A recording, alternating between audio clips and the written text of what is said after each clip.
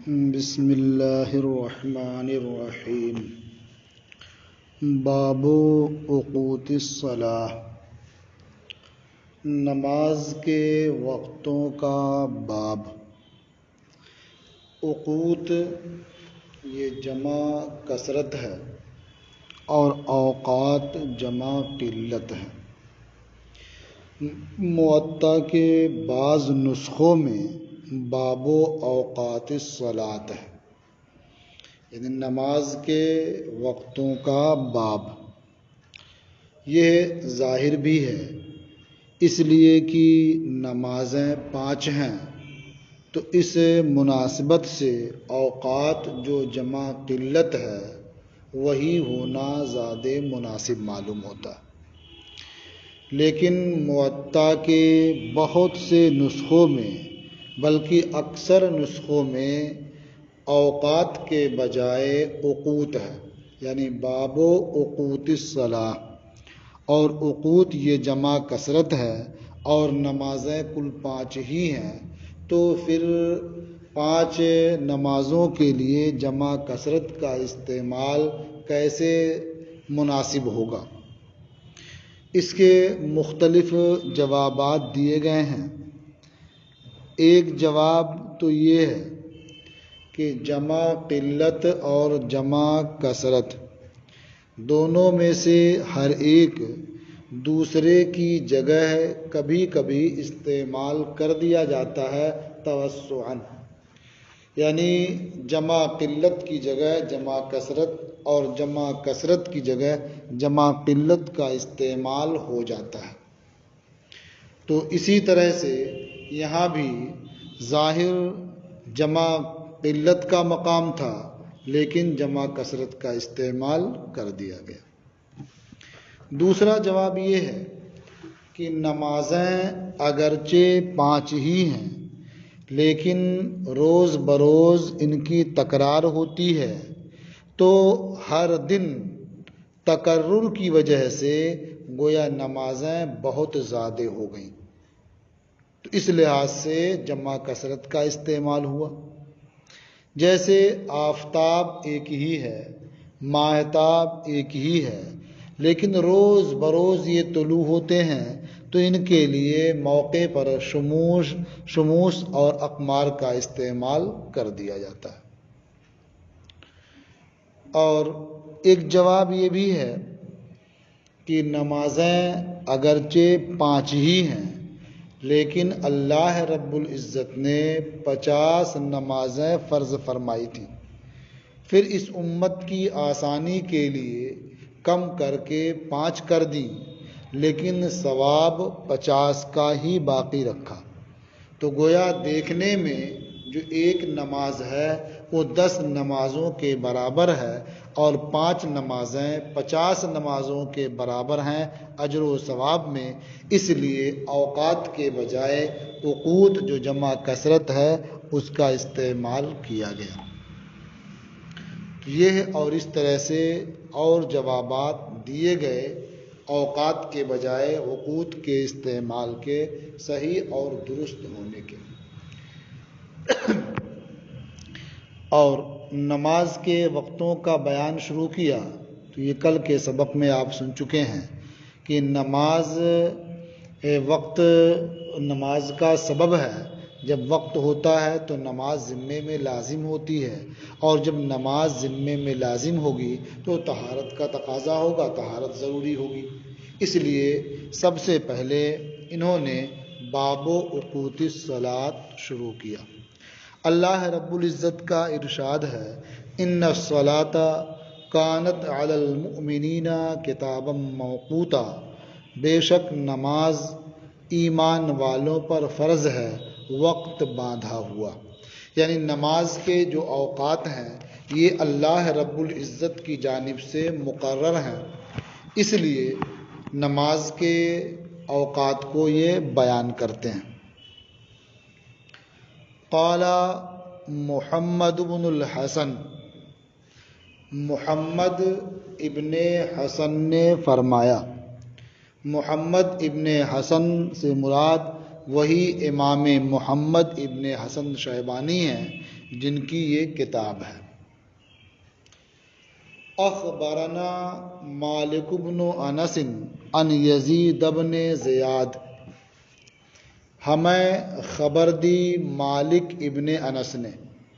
یہ مالک ابن انس وہی ہیں جو فقہ کے ائمہ اربعہ میں سے ایک مشہور امام ہیں، جن کی کتاب موطا امام مالک مشہور ہے۔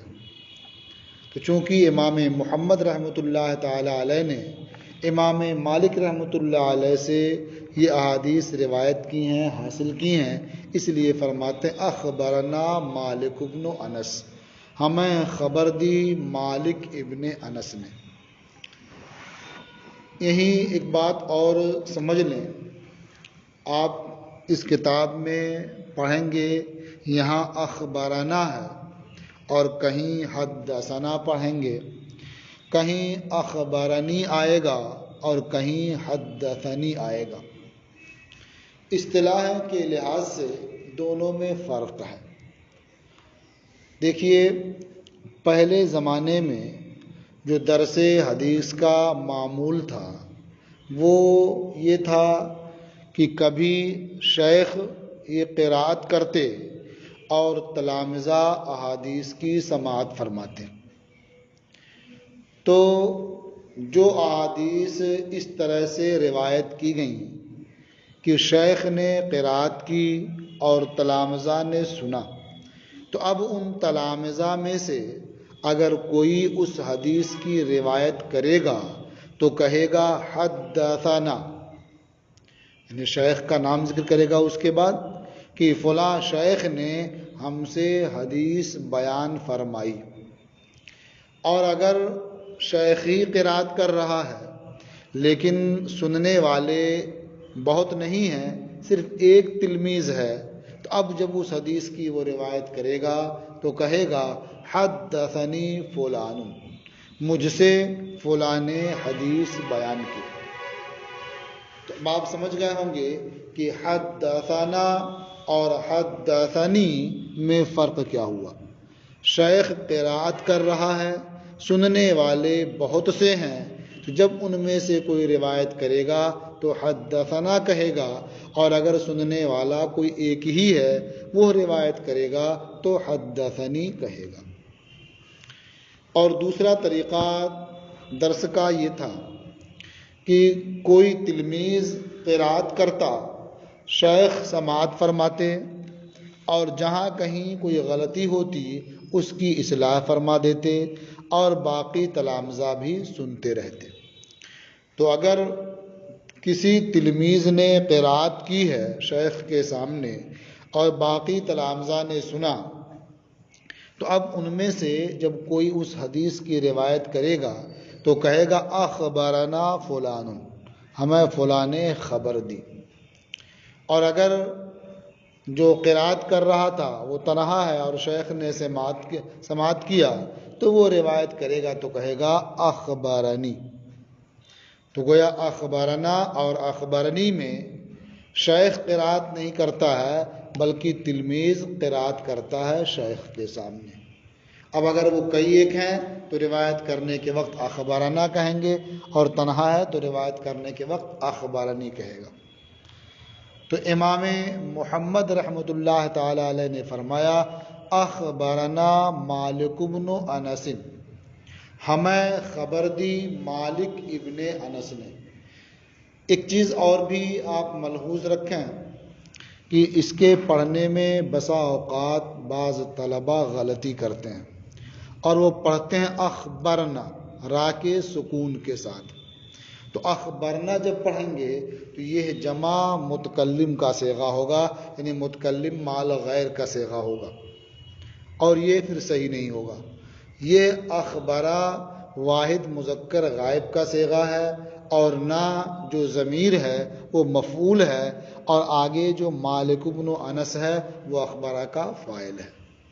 اس لیے آپ دھیان دیں گے جب بھی اسے پڑھیں تو اخبرنا نہیں بلکہ اخبارنا، را پر زبر، اور ایسے ہی واحد کا صیغہ ہوگا تو اخبارنی، اور حدثنا اور حدثانی، یعنی وہاں سا پر زبر ہوگا. تو اخبرنا مالک بن انس، ہمیں خبر دی مالک ابن انس نے، ان یزید ابن زیاد، وہ یزید ابن زیاد سے روایت کرتے ہیں، مولا بنی ہاشم، جو بنی ہاشم کے آزاد کردہ ہیں. یعنی یزید ابن زیاد یہ بنی ہاشم کے آزاد کردہ ہیں. مولا آزاد کرنے والے کے لیے بھی بولا جاتا ہے اور مولا اس کے لیے بھی بولا جاتا ہے جسے آزاد کیا گیا ہے. عن عبداللہ ابن رافع مولا ام سلمۃ رضی اللہ عنہا زوج النبی صلی اللہ علیہ وسلم عن ابی ہریرہ. یہ یزید ابن زیاد جو بنی ہاشم کے آزاد کردہ ہیں وہ عبداللہ ابن رافع سے روایت کرتے ہیں.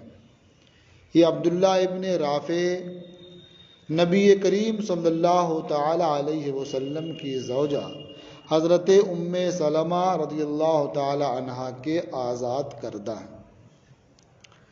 عن ابی ہریرہ، یہ عبداللہ ابن رافع حضرت ابو ہریرہ رضی اللہ تعالی عنہ سے روایت کرتے ہیں.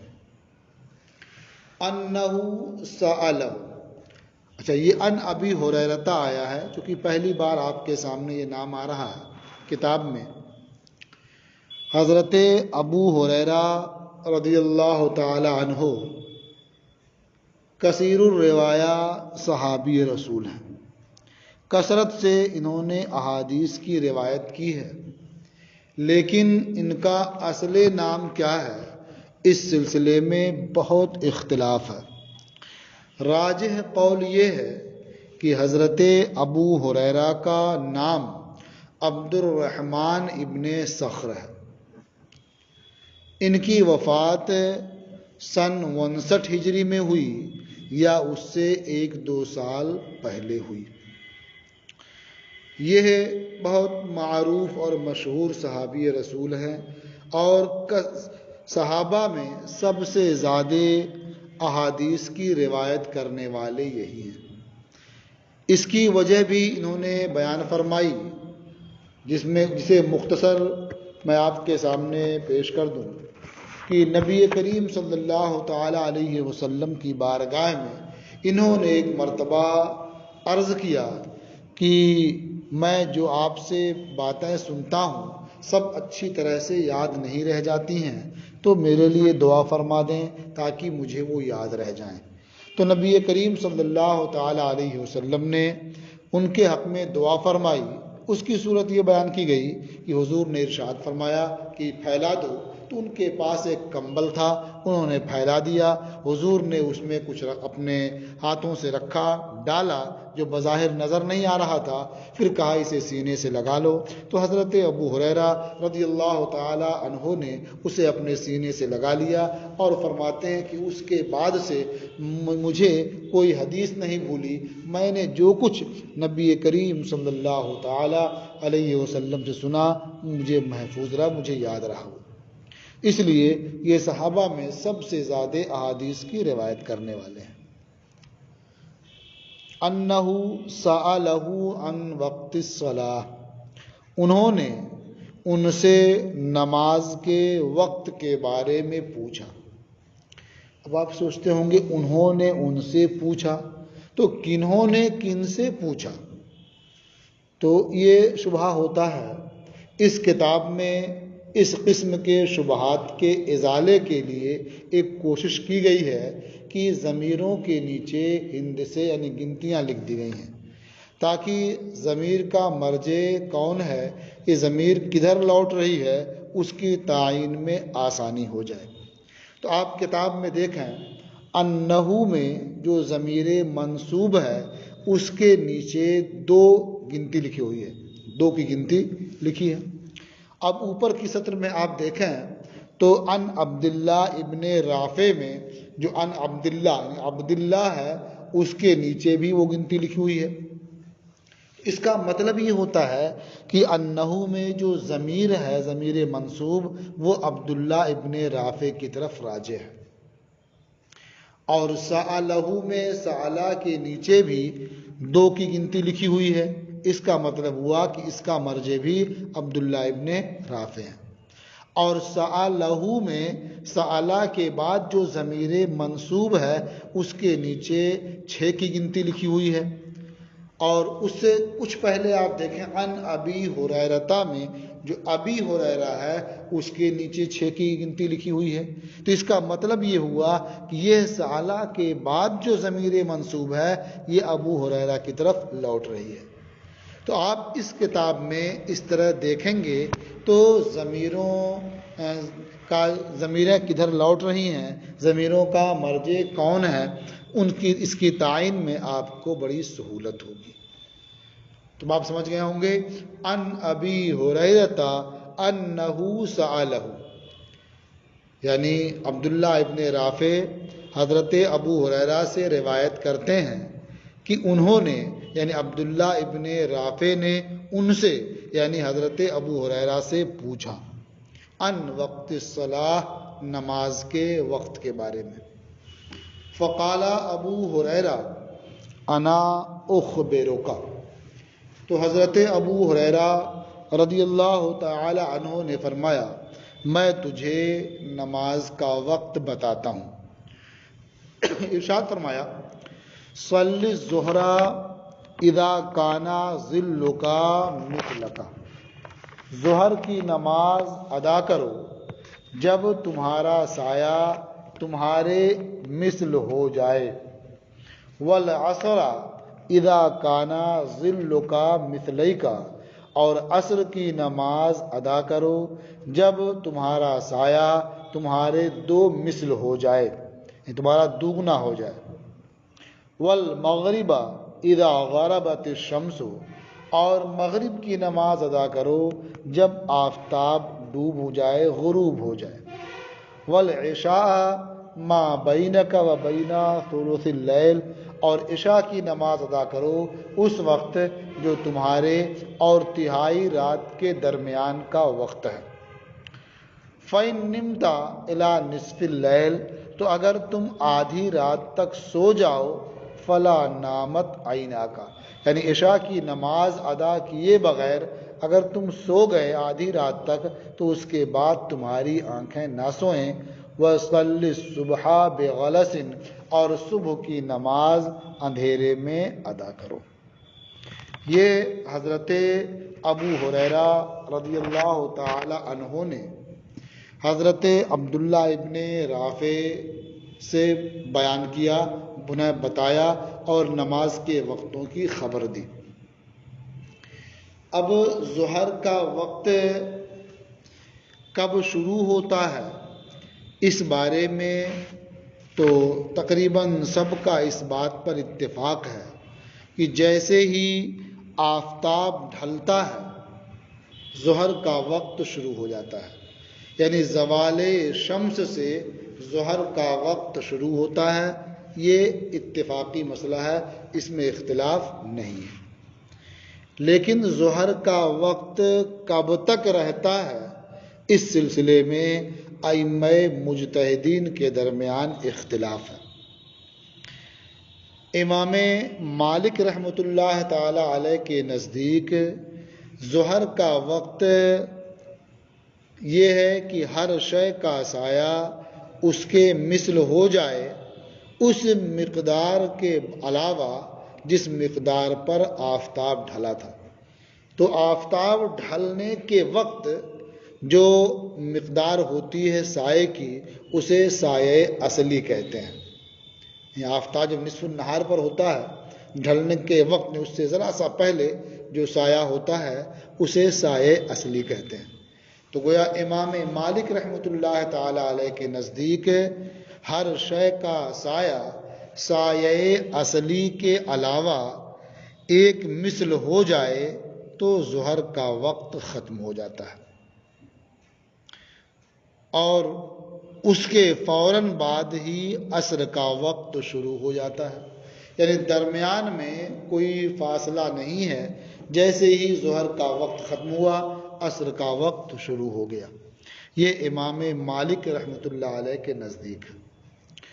اور امام شافعی رحمۃ اللہ علیہ فرماتے ہیں کہ ظہر کا آخر وقت یہ کہ ہر شے کا سایہ اس کے مثل ہو جائے، ایک مثل، لیکن ان کے نزدیک ظہر کے آخر وقت میں اور عصر کے اول وقت میں فاصلہ ہے، یعنی تھوڑا سا وقت ہوتا ہے کہ مثل پر ادنا حصہ سایہ بڑھ جائے تو عصر کا وقت شروع ہوتا ہے۔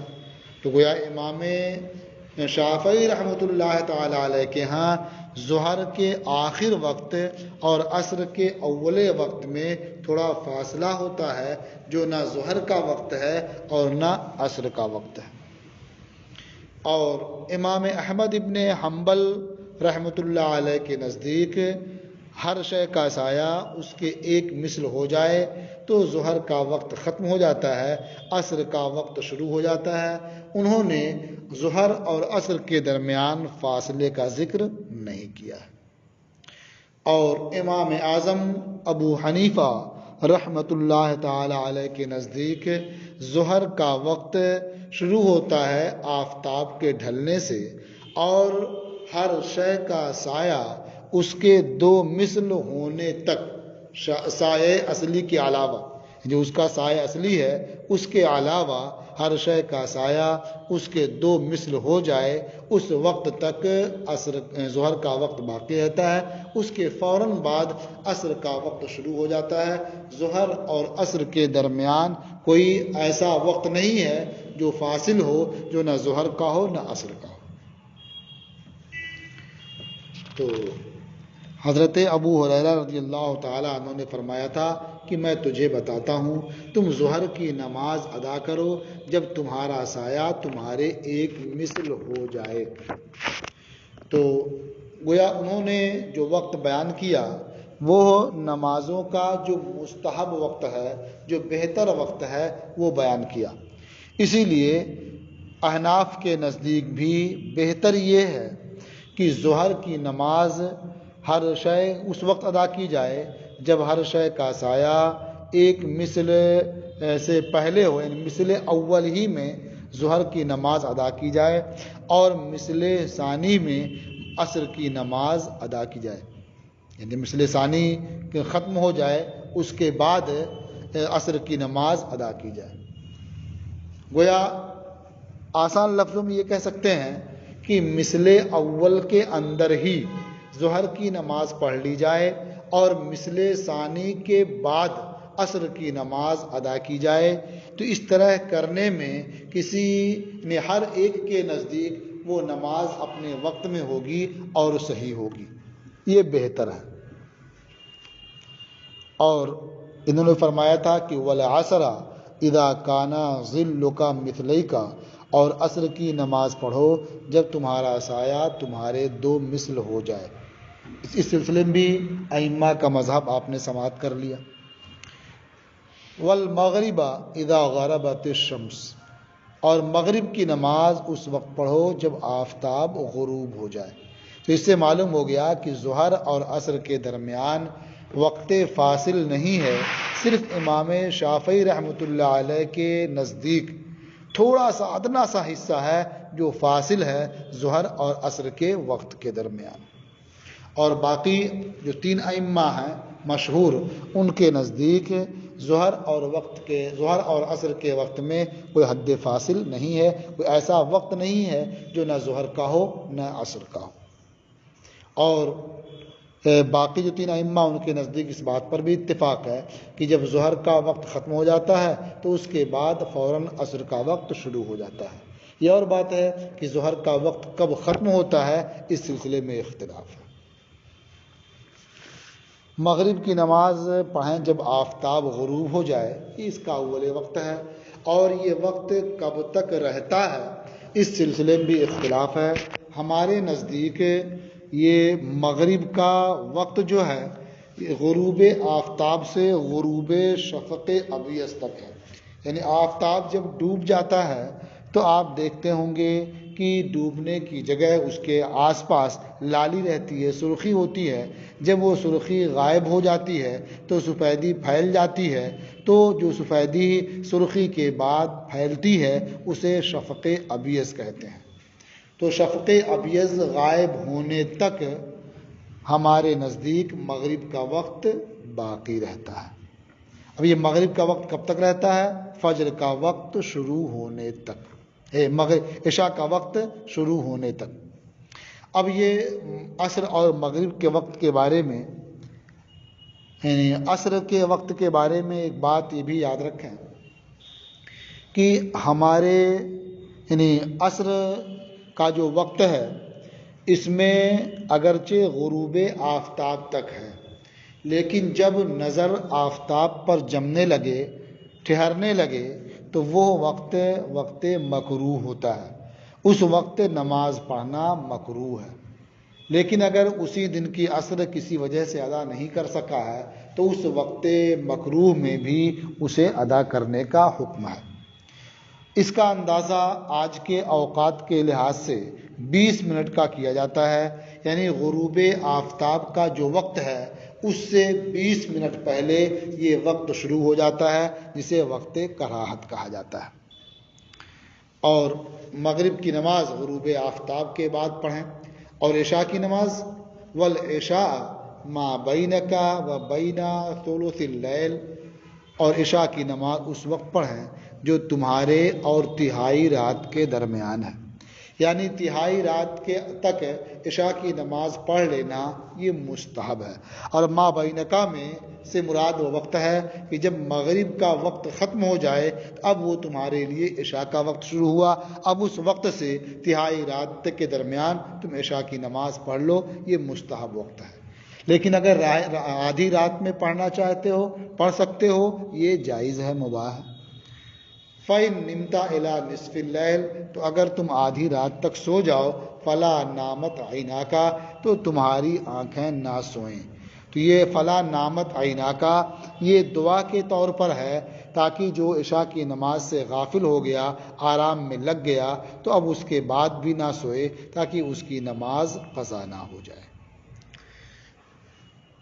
وَصَلِّ الصُّبْحَ بِغَلَسٍ، اور صبح کی نماز اندھیرے میں ادا کرو۔